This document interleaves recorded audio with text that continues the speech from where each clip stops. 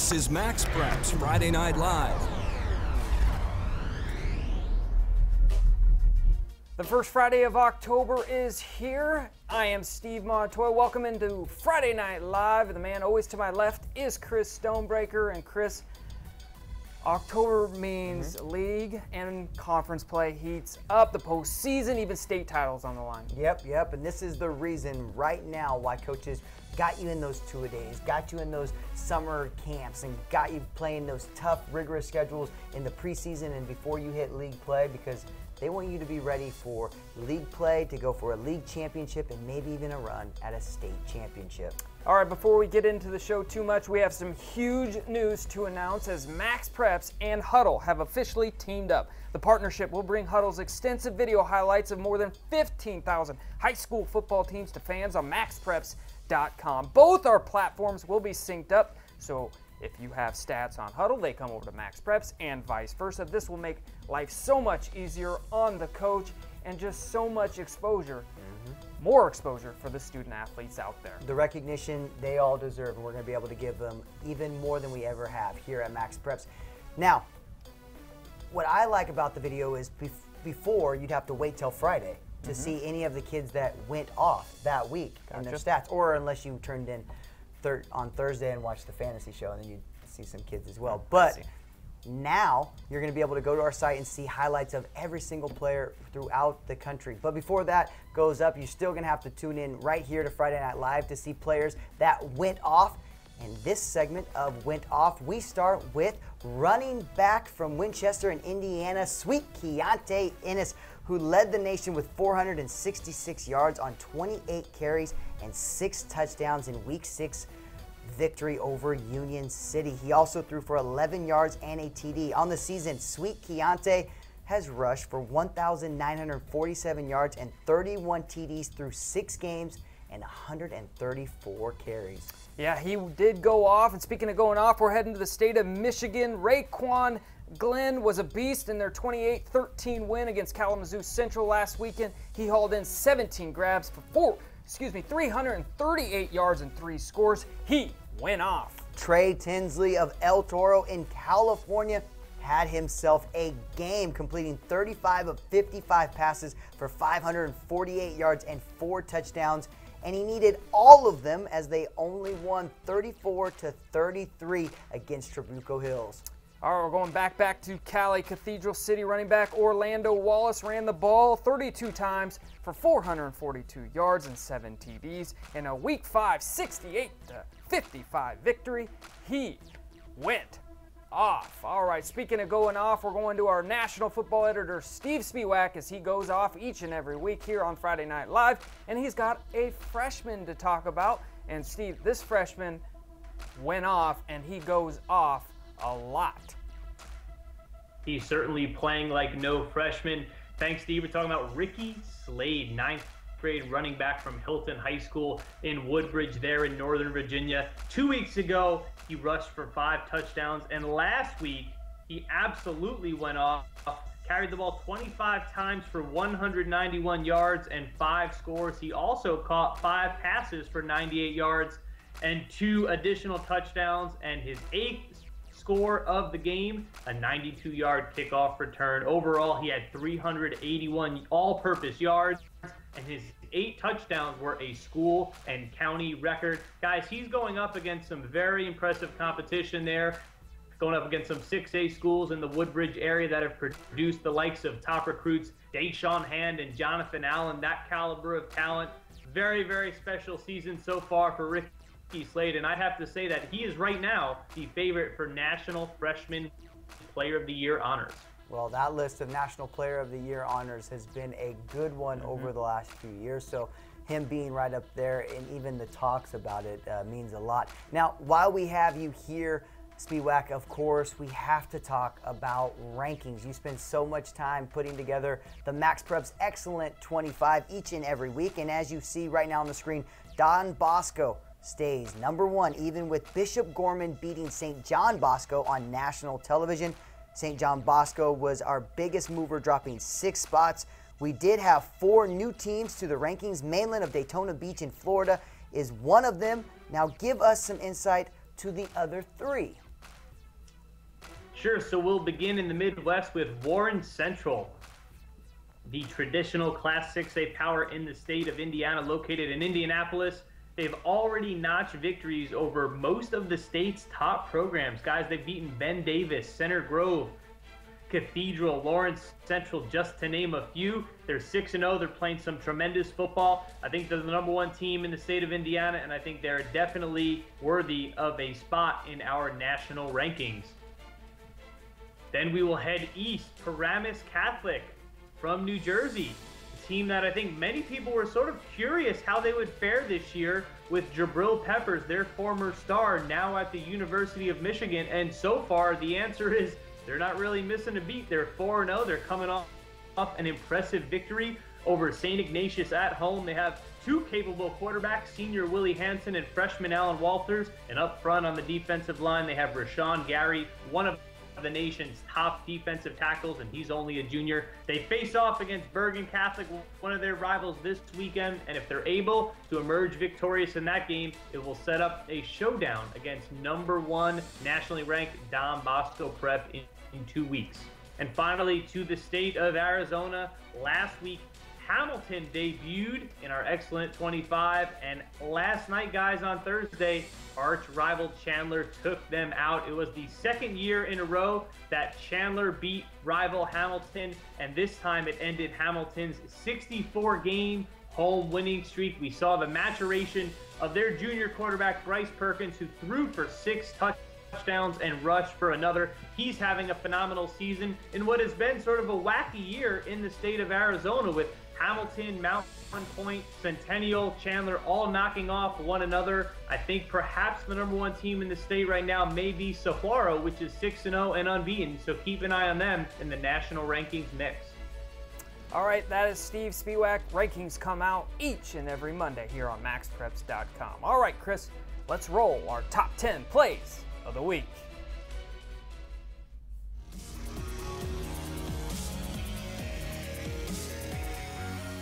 All right, if you want to see good plays, just find a blue field, and that's what we did with Folsom's Josiah DeGuara. He's about to make 2 fabulous catches. This one first, he goes high up and over the defender, lands on his back. He's all right because later he's going to make this one-handed catch. How? What a catch. Chris, your friend said that was the sickest catch they've ever seen. I don't know about that. We've got some good ones coming up, but this is definitely a great catch.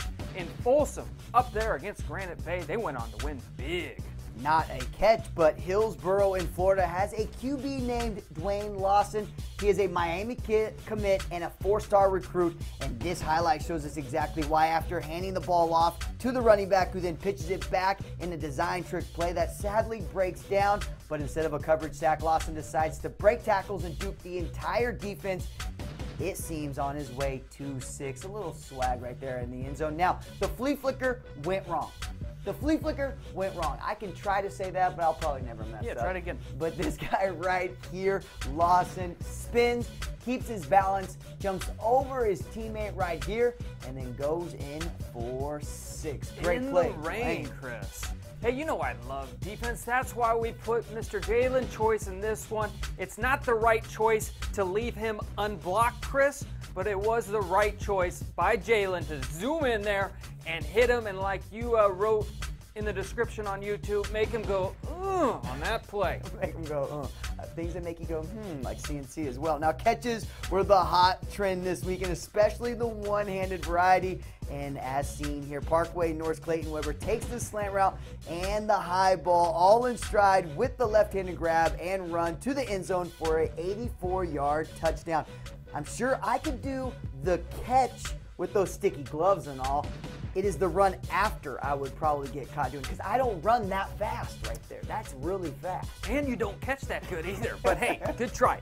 Anselm Umwe made this great catch. The game of the week, St. John Bosco against Bishop Gorman last week in Vegas. He catches it, somehow continues his stride, Chris, gets all the way down into the red zone in front of Snoop, Flava Flav, Dana White, Jim Mora, and that huge crowd.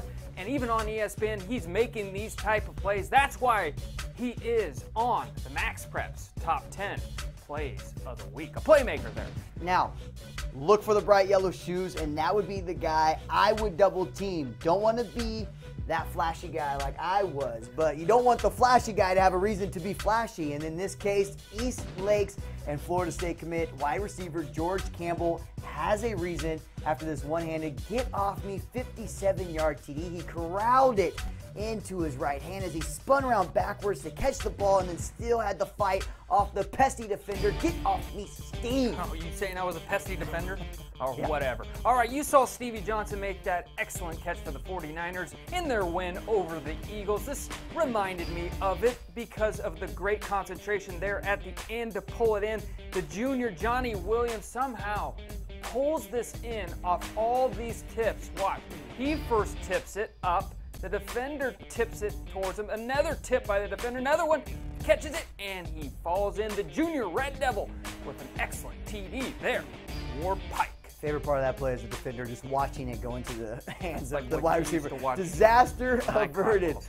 This is how it happens. Ball snap through Prim High QB Nick Bosong's hand, causes a scramble, breaks a few tackles, throws the ball up to wide receiver Kyle Lewis. Ball tipped by defenders into Kyle's hand, and then he eludes two would-be tacklers to go in for the TD. Now, here you see it again. Ball goes through his hand. Now, if you remember this weekend, Steve Smith Sr. got a similar catch, but it was off of his own teammate's hands, and then he took it in. This time, yes, defender, and he runs a lot faster than Steve Smith. And you, Chris. Thanks. All right, Austin Fay is about to just get tackled here. He's down right here. Watch. See, he's down. I don't know why we're... Wait, he's up? Okay, watch out. His neck's about to get ripped off. Wait, it didn't get ripped off. He's still up. Wait, watch out. Oh, he's free, Chris. He's free. He's going to go all the way to the end zone. He's got two guys to beat, but he's about to run out of gas, and he gets tackled down there at the 4-yard line. But still, what a run by Mr. Fay. Not a countdown if there's not a number one play, and that achievement this week goes to Bailey Rogers of Wren High in South Carolina. Now, he does not break 11 tackles and spin dry his way to the end zone, almost lose his head. Bailey just did what he was taught. Follow your blockers and run. Now, what makes this the number one play is that Bailey Rogers' 85-yard kickoff return finishes off a wild back-and-forth game that featured 103 points, in which Wren won 54-49 and prompted Coach Jeff Tate to say, whoever paid to get into tonight's game did not pay enough. They should go back and pay double because they got more than they could have ever imagined. Somehow, we found a way. Great play, fans going wild. That's high school football, and that was the number one play of this week. And if you have a play that you want to see right here on the show, right here on Friday Night Live, please, when you're on your social, hashtag MPTopPlay.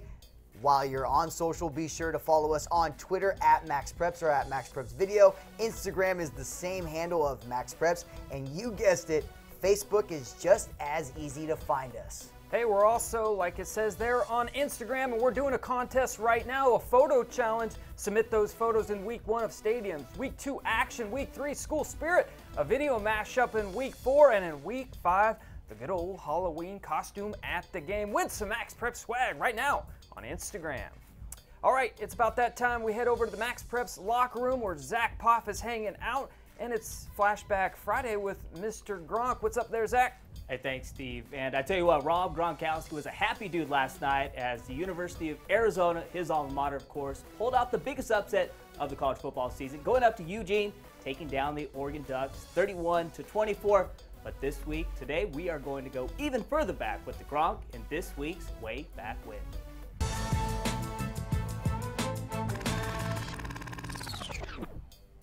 The 6'6", 265-pound starting tight end for the New England Patriots played his first 3 years of high school ball for the Williamsville North Spartans in New York. And during his junior season, he hauled in 36 grabs for nearly 700 yards and 7 touchdowns. And Gronkowski was an absolute beast on the other side of the rock, finishing 2005 with 73 tackles to go along with 6 sacks. And during his final year suiting up for the Williamsville North Spartans, he was named to the All-State second team in New York. Gronkowski finished up his prep career at Woodlands Hills High out in Pennsylvania and was an AP Class 4A All-State member and was named one of the top 22 players in the area by the Pittsburgh Post-Gazette. He left Woodland Hills as a 4-star recruit and was the 4th rated tight end in the 2007 class. And he had a nice 3-year career at the University of Arizona before being selected 42nd overall by the New England Patriots in the 2010 NFL Draft. And I think it's safe to say Rob Gronkowski, easily one of the top tight ends in the NFL when healthy, of course. 45 career touchdowns in 54 games played. Randy Moss, the only other NFL player to have 28 touchdown grabs within his first 2 seasons in the NFL. And I know both you guys, along with our boy Nick and the data entry group, hoping Gronk has a big-time game for you this weekend. Yeah, Zach, I do have him on my fantasy team, but Chris, and I know you do as well, he mentioned Randy Moss, a little tease, later on MaxPreps.com. We'll have something on Randy Moss. He may be coaching high school football around the country. That potentially could be something that goes viral, and maybe even the Gronkowski video. Yes, over the past few years, Gronk has had some viral videos. I know, injuring while injured, but still going out and partying, and some of those videos hit YouTube and went viral. But we don't have that here on Max Preps and Friday Night Live. But what we do have is an ugly Kardashian. What?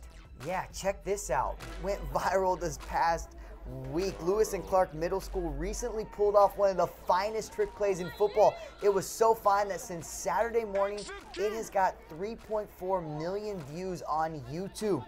Now, Lewis and Clark center Josh Copeland hands the ball to quarterback Atiq Muhammad on the first play from scrimmage. Muhammad raises the ball up and pretends that the team accidentally grabbed the wrong ball.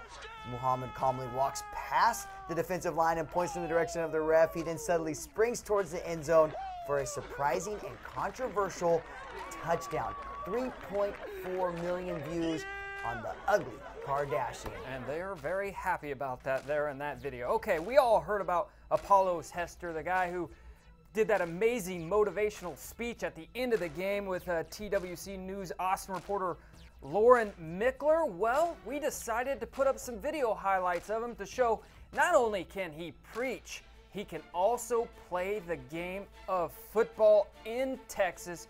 He can play, and people want to see how he does, not only talking, but how he is on the field. And Chris, he's a very good football player. He is a very good player, but he also came up with this video. It's a remix to his original video. Just take a listen. You're gonna fight, win or lose, you're gonna be alright.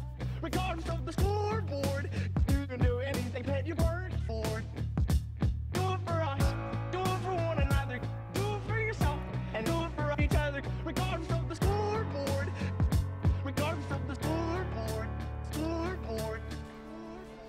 Now that is a great remix to the original, which went, of course, viral as we talked about. And to see the rest of that video, click on the link that is in our description to see the full video in its entirety. Now, going on with our rest of our viral videos was Tavion Feaster.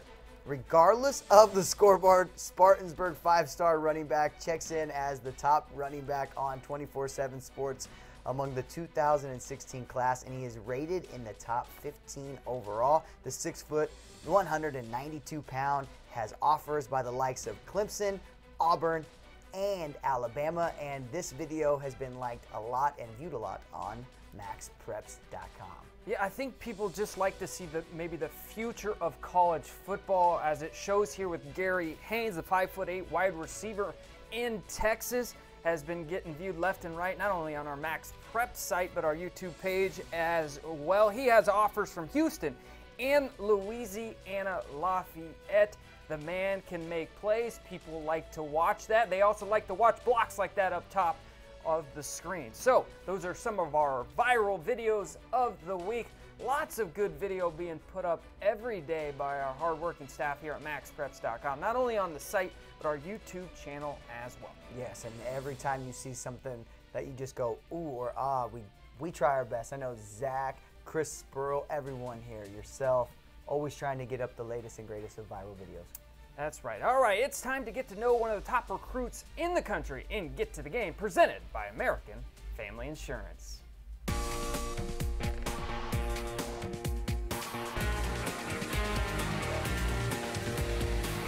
Get to the Game, presented by American Family Insurance.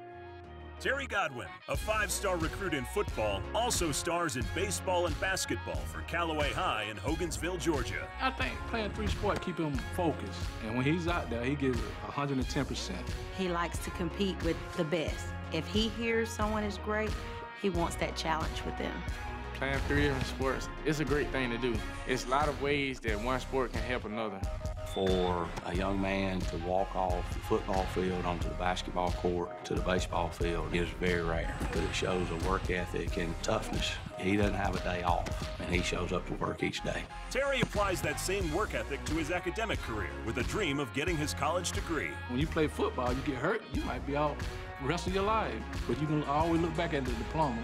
It's about getting that degree at the end of the day, and I feel like Terry can go far with that. Be a businessman, own his own team maybe one day. I love for him to dream big. My mom, with the academics, being on top of everything, it's big for me. Without her, I don't know where I'd be right now. Terry knows he wants to give back to his community some of the support he's received, potentially as a coach himself. Terry's like a role model for the kids, and they look up to Terry like he's already a superstar. And if he came back and tried to instill positive things into these kids, I think they'll go far. Yeah, I was inspired by being a coach. He said he wanted to teach other kids how to play and let them progress up to a level that they had never progressed up to. The reason I like to be a coach is because I think I have the knowledge and knows what it takes to get to the next level. There's some stuff I have to learn that I can come back and help the little kids learn. To watch more inspiring stories about these incredible athletes and their dreams, visit amfam.com/gettothegame. You know what I love about that feature right there, Chris, is you can see he's putting school before athletics. Yep. You never know if your NFL dreams may not work out. You always have school and education to fall back on. Yeah, that's exactly what I did, and that's why I'm sitting here with you. Injuries took the toll. Took away your rec league championship yeah, dreams. it took away all of that, and Yeah, that's why I'm here. But anyways, let's bring in Steve Spiewak to talk about some athletes and players right now that we all hope that injuries don't ever affect in our Player of the Year watch. Thank you, Chris. We will begin in the Lone Star State in the Dallas area with a running back, Soso Jamabo from Plano West. And with respect to Kentucky's Damian Harris and Jacques Patrick of Florida, I think Soso Jamabo has been the nation's best running back this season. He's rushed for 1,031 yards and 20 touchdowns in just 4 games. Guys, that's an average of over 250 yards and 5 scores per game. He's really, really having an impressive season, but when he's done on the gridiron, he will suit up for the Plano West basketball team, where as a junior, he averaged 12 points, 5 rebounds, and 3 assists per game. Next, we head out west to Folsom, California, where we're running out of superlatives to describe sensational quarterback Jake Browning. In a 63-0 win over Granite Bay, Browning completed 14 of 22 passes for 314 yards and 5 scores. He has 170 career touchdown passes. He's unbelievable, guys, and he's gotten better each and every season. He's throwing 342 yards a game as a sophomore. Last year, he averaged 382 yards, and now as a senior, he's throwing for 405 yards per game. But perhaps his most impressive statistic, 32 touchdowns this year against only 1 interception. And we'll end back in Texas with our reigning National Player of the Year, Kyler Murray. He was sort of bottled up a little bit by the Flower Mound Marcus defense. He was held to only 33 rushing yards, but he still rushed for 2 touchdowns, and he threw for an additional 3 scores to lead Allen to a rare come-from-behind victory. They were trailing in the second half in that game. For 3 seasons, guys, Kyler Murray has helped Allen overcome many, many obstacles. This season, he's thrown for 15 touchdowns and rushed for 13. They have a real chance to win a 3rd consecutive state title, and if they do that, it will be very difficult to deny Kyler Murray an unprecedented 2nd National Player of the Year award. All right, thanks, Steve. That's our national football editor, Steve Spiewak. He'll be on online all night looking for top things around the country. All right, Zach, we're going to head back to the MaxPreps locker room as you cut up film of some of the top guys. Give us 1 or 2 more guys we should look at for that National Player of the Year award. And Steve, I know Stoney knew this. He knew I was going to roll with my guy, the sophomore sensation, Tate Martell, as I like to call him, Marty Football. The 5'11", 180-pound four-star quarterback has quickly emerged as one of the nominees for Player of the Year in 2014. I think what's most impressive for the Gorman quarterback is the competition he has done it against.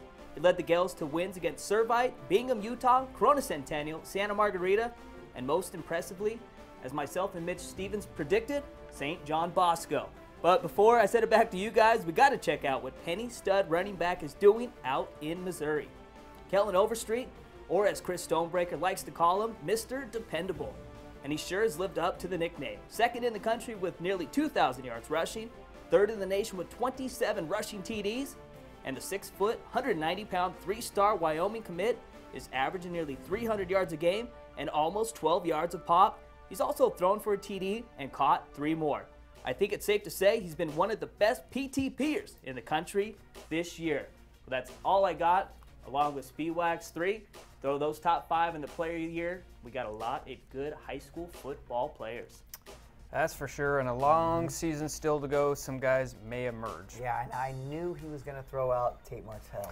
Marty Football, he calls him around the office on a regular. I mean, but you got to give him credit. Marty has done what he's done on the field and done it very well. I mean, he comes in halfway through the Servite game and then leads him to a 6-0 record right now. So good job on that, Zach. You know what I'm mad about, though, Chris? What, that we're always talking about? Yeah, there was no defensive players mentioned in that. And you know what I love, and I say about 15. Defense. Yeah, I say it about 15 times. Biggest a fan show. of defense in the country, right here. Somebody's got to be. Someone is, and you're it. And guess why I love this next segment, Chris?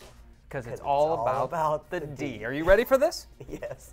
All right, let's roll these plays right here. All about the defense. And we're going to start in Texas because we want to go big, and that's why DB Austin Moore is taking this back to the house because he read it perfect. And when you do that, Chris, as a defender, if you read the offense and you step in front of passes, you get rewarded. And the man right here in Texas, Mr. Moore, takes it back to what many people call a pick 6. No one is appreciating the defense like I do now.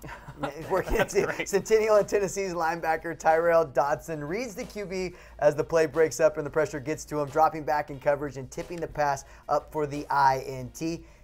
Let's look at this again. He then turns into a running back after the play breaks up. So he tips it to himself, turns into a running back right now, and he takes it back for 37 yards to the land of 6, breaking tackles, following blocks. They say defense just doesn't break blocks or set up blocks, but they set them up as well, or whatever. Yeah, whatever, Chris. All right, this is why Centerville is one of the best teams in the state of Virginia, because John Jennings and guys on his team make several plays like this all the time.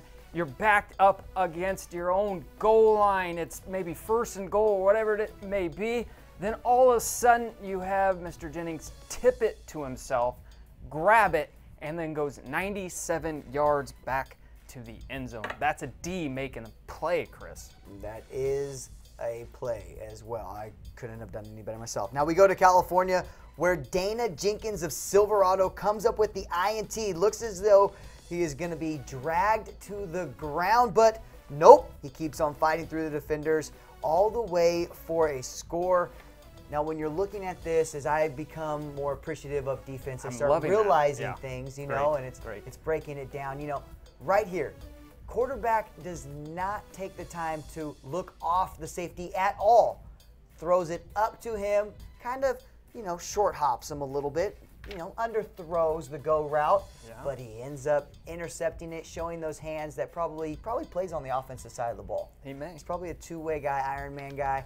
Takes it back for 6. All right, we're going to head from California to New York. Corning Paney post here. This is a D stripping the ball, and you, as a DB, you just dream of this. The scoop and score out there in New York. May not be in front of a lot of people, but we get to watch the film and we get to highlight it right here on Friday Night Live. You've got to love the strip right here and the scoop and score for the touchdown. Oh, all the people were over in the right bleachers, Chris. They were in the other bleachers. So they were there. They got to see that excellent play, and they got to see what I'm trying to talk about here is defense wins games for you, Chris. Defense does win. Fans don't win.